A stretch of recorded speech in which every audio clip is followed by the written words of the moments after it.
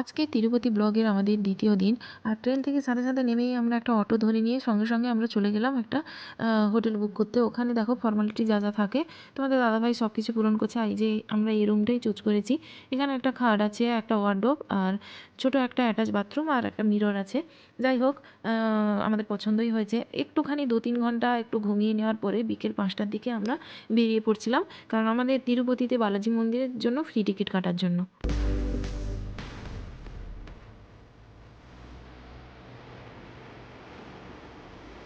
আর আমরা জানতাম এই ফ্রি টিকিটগুলো পাওয়া যায় শ্রীনিবাস কমপ্লেক্সে, কারণ আমরা অনেকজনকে জিজ্ঞাসা করেই গেছিলাম। কিন্তু এখানে বিষ্ণুনিবাস কমপ্লেক্স বলে একটা জায়গা আছে, একটা কমপ্লেক্স আছে। ওখানেও যে ফ্রি টিকিট পাওয়া যায় আমার জানা ছিল না। তবে শ্রীনিবাস কমপ্লেক্সে রাত ১২টার পর থেকেই টিকিটটা দেওয়া হয়। তো আমাদেরকে একজন অটো ড্রাইভার বলল যে, "আপনি বিষ্ণুনিবাসে চলে যান, ওখানেই হচ্ছে রাত ৯টার পর থেকে টিকিট দেওয়া শুরু হয়।" ঘড়িতে তখন বাজে প্রায় ৫:৩০। যেহেতু আমাদের কাছে অনেকটাই টাইম ছিল, তো আমরা ভাবলাম এখানে স্থানীয় যে মন্দিরগুলো আছে সেগুলো আমরা ঘুরে দেখি। তো একটা অটো ভাড়া করলাম। অটো ভাড়া করে এখানে প্রায় ৫-৬টা মন্দির আমরা ৯টার আগে দেখে নিয়েছিলাম। তার মধ্যে ছিল ইসকন মন্দির। এই যে দেখো ইসকন মন্দিরে এই যে দেখো এখানে প্রসাদ বিক্রি হচ্ছে। তো মন্দিরটা তো দারুণ ছিল। তোমরা দেখেই বুঝতে পারছো এখানে প্রসাদও বিতরণ করা হচ্ছিল। এখানে আমরা অনেকটা টাইম আমরা স্পেন্ড করেছি।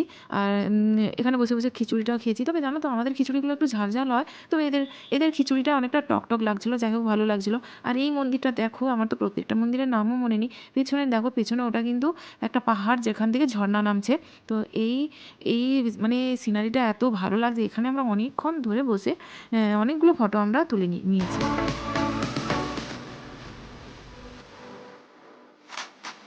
এখন ঘড়িতে বাজে প্রায় রাত্রি ৮:৩০। এই হলো সেই বিষ্ণুনিবাস কমপ্লেক্স। তবে এখানে আমরা খুব তাড়াতাড়ি চলে গেছিলাম বলেই টিকিটটা আমরা প্রায় ৯টার ভেতরেই পেয়ে গেছিলাম। এই হলো সেই টিকিট। আর এখানে যে দেখো তোমাদেরকে আমি লাইনটা দেখাচ্ছি, কত বড় লম্বা লাইন। সবাই তো নিচে বসে পড়েছি। আর আমরাও নিউজ পেপার নিয়ে গেছিলাম, ওখানে বসে পড়েছি। তবে আমাদের সামনে কয়েকজন তেলেগুভাষী ছিল। আর ওনার একটা পুচকি একটা মেয়ে ছিল। আর পিউ তো তার সঙ্গে ভীষণ খেলা করছিল, ওর নিজের বোন ভাবছিল। আর উনি তো তেলেগু ভাষায় কী বলে যাচ্ছে, উনি আমার হিন্দিও বুঝতে পারছেন না। তো উনি যা, যা বলছে আমিও মাথা নেড়ে হ্যাঁ, হ্যাঁ বলে দিচ্ছি। আর আমি যা বলছি হিন্দিতে উনিও বুঝতে পারছে না, মাথা নেড়ে হ্যাঁ করে দিচ্ছে। যাই হোক দুজনে কারোর কোনো কথা বুঝতেই পারছি না। এটা একটা যাই হোক একটা ইন্টারেস্টিং জিনিস। টিকিট নিয়ে বেরিয়েছি ৯:৩০। আর ৯:৩০ বেরিয়ে আমরা ডিনারটা কমপ্লিট করেছি। সাউথে এসেছি, সাউথের খাবার খাবো না তা বললে কি হয়? তাই জন্য আমি আর পিহু খেয়েছি ইডলি আর ধোসা। আমি খেয়েছি ধোসা, পিহু খেয়েছে ইডলি। আর তোমাদের দাদাভাই খেয়েছে ভাত তরকারি। ইডলি ধোসাটা কিন্তু আমার সেই লেভেলে লাগেনি যতটা আমার মায়ের হাতে, মা যতটা ভালো বানায়।